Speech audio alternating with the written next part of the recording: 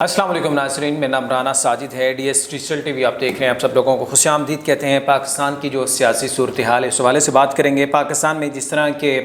हालात चल रहे हैं और स्पेशली पाकिस्तान तहरीक इंसाफ के छोड़ने का सिलसिला वो तो हाल जारी है। आज भी पाकिस्तान तहरीक इंसाफ के कुछ रहनुमाओं ने प्रेस कॉन्फ्रेंस करने के बाद पाकिस्तान तहरीक इंसाफ से अलहदगी का ऐलान किया और सियासत से भी किनारा कशी का ऐलान किया। और आज ही जो है पाकिस्तान तहरीक इंसाफ के जो रहनुमा हैं शहरियार अफरीदी की रिहाई हुई, जिसके बाद दोबारा से उनको अरेस्ट कर लिया गया। और जैसे वो जेल से बाहर आए थे दोबारा जो एक पुलिस ने एक और मुकदमे में उनको जो है वो अरेस्ट कर लिया। अब कुछ केसेस जो हैं ताहाल जारी हैं जिनके ऊपर पकड़ दकड़ का सिलसिला भी जारी है और साथ ही साथ जो रहनुमा पाकिस्तान तहरीक इंसाफ के स्पेशली हैं वो भी अभी पाबंद सलासल हैं, जिनमें शाह महमूद कुरैशी साहब स्पेशली वो नॉमिनेट में है, मतलब सबसे ज़्यादा हैं। और इसके अलावा मुतअद्दिद जो है पाकिस्तान तहरीक इंसाफ की क़यादत है वो भी ताहाल पाबंद सलासल है। दूसरी तरफ जिस तरह पार्टी छोड़ने वाले का सिलसिला जारी है, लेकिन दूसरा जो हल्के हैं सियासी हल्के जिसमें स्पेशली हम बात करें जहांगीर तरीन ख़ान की, वो भी जो है इन दिनों बड़े एक्टिव हैं और उनकी जानब से ये हतमी जो है वो चीज़ें हो चुकी हैं, जिसके वाले से ये कहा जा रहा है कि आने वाले 48 घंटों के अंदर जो है वो एक नए पार्टी जो है वो तश्कील पा जाएगी, जिसका नाम पाकिस्तान मुस्लिम लीग जिना के नाम से जो है वो तश्कील पाएगा। और इसमें जहांगीर तरीन जो कि अभी बहुत ज़्यादा एक्टिव हैं और बहुत सी मुलाकातें भी की जा रही हैं, बहुत से रवाबत भी हो रहे हैं, बहुत से सियासी रहनुमा उनसे बिलमुशाफा मिल रहे हैं और कुछ से टेलीफोनिक रब्ता भी हो रहा है। और ये कहा जा रहा है कि अब एक जो PTI छोड़ने वाले रहनुमा वो और उसके बाद जो नाराज़ कारकुनान हैं वो भी जो है इस नई जो है पार्टी का वो हिस्सा बनेंगे। और बहुत जल्दी ये दावा है कि ये जमात जो है सामने आएगी, जिसका इंतखाबी निशान वो भी जो है वो सामने आ चुका है। लेकिन दूसरी जानब राजा रियाज जो कि पाकिस्तान तहरीक इंसाफ से लड़के जीते थे, जिसके बाद अभी अपोजिशन लीडर का किरदार भी अदा करे, लेकिन उनकी जानब से ये इतलात सामने आ रही हैं कि वो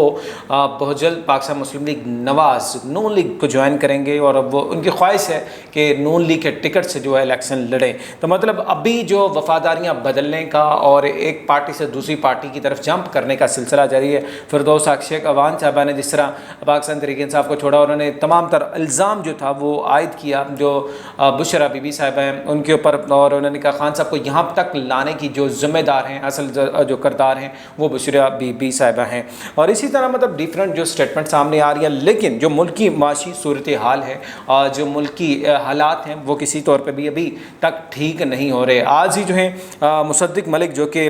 वज़ीर ममलकत पेट्रोलियम है, उनकी जानब से पहले ये बातें सामने आ रही थी कि जैसे उसका जो है पेट्रोल ऑयल जो आएगा पाकिस्तान में तो पाकिस्तान में पेट्रोलियम मसनूआत कम होंगी, कीमतें कम होंगी। लेकिन आज उन्होंने स्टेटमेंट दी है कि ऐसा कुछ भी होने वाला नहीं है, कि पाकिस्तान में अगरचे रूस का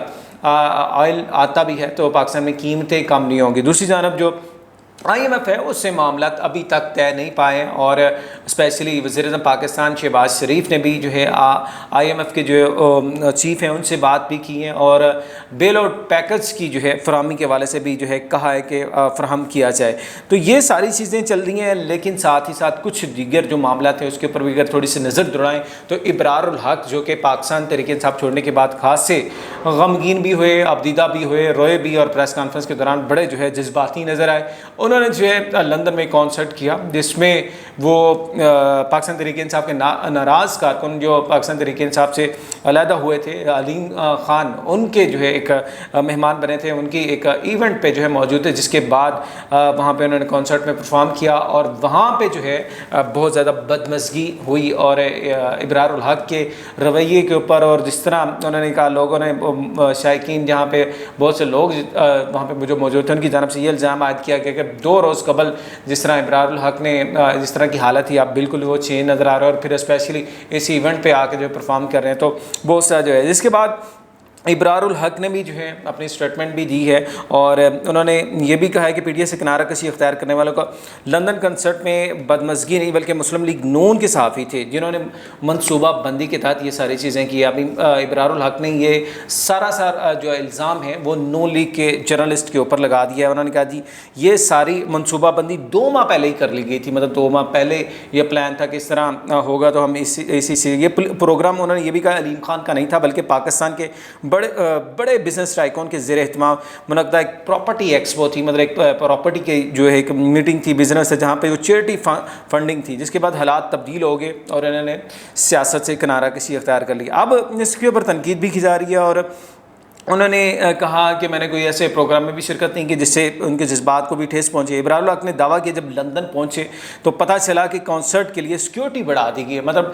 جیسے میں بھی پہنچ جاؤں تو مجھے پہلے سے اطلاع مل گئی کہ سیکیورٹی بڑھا دی گئی ہے، اور اس میں کیوں کچھ صحافی میرا انٹرویو بھی کرنا چاہتے تھے کیونکہ یہ پارٹی چھوڑ کے آئے تھے، اور جس طرح تازہ کوئی بندہ کسی سے اسکپ ہوتا ہے تو پھر اس کو ہر بندہ چاہتا ہے کہ وہ آ کے یہاں پہ بات کرے۔ ان میں کچھ صحافی ایون فیلڈ کے باہر فقیروں کی طرح کھڑے رہتے ہیں، یہ ابرار الحق کی اسٹیٹمنٹ ہے، اور ان کی جانب سے کچھ منصوبہ بندی کی گئی تھی، پلاننگ کی گئی تھی۔ ابرار الحق نے یہ بھی کہا کہ شو کے بعد جب میں نے سیکیورٹی کے ہمراہ گاڑی تک پہنچا تو 2 صحافی جو تھے وہ سامنے بھی آئے اور میرا انٹرویو لینے لگے، اور ان صحافیوں کے نام لینے سے مجھے منع کیا گیا، تاہم یہ پی ٹی آئی کے نہیں بلکہ مسلم لیگ نون کے تھے جنہوں نے یہ ساری منصوبہ بندی کی۔ مطلب ابرار الحق نے یہ ساری چیزیں جو ہیں وہ پاکستان مسلم لیگ نون کے جو ورکر ہیں یا جرنلسٹ ہیں ان کے اوپر یہ ساری چیزیں ڈال دی، انہوں نے یہ ساری چیزیں ہو گئی۔ بہرحال ایک جو واقعہ تھا وہ کسی بھی طور پہ قابل قبول نہیں تھا، ایک اچھا واقعہ نہیں تھا جو کہ پیش آیا۔ ساری چیزیں جو ہیں اس حوالے سے جو ہے بہت زیادہ زیر گردش رہی، لیکن ابرار الحق نے ساری اپنے تمام تر ہونے والی تنقید کا جو ہے وہ جواب دے دیا۔ اسی طرح اگر ہم بات کریں آڈیو لیک کمیشن کے حوالے سے بھی کچھ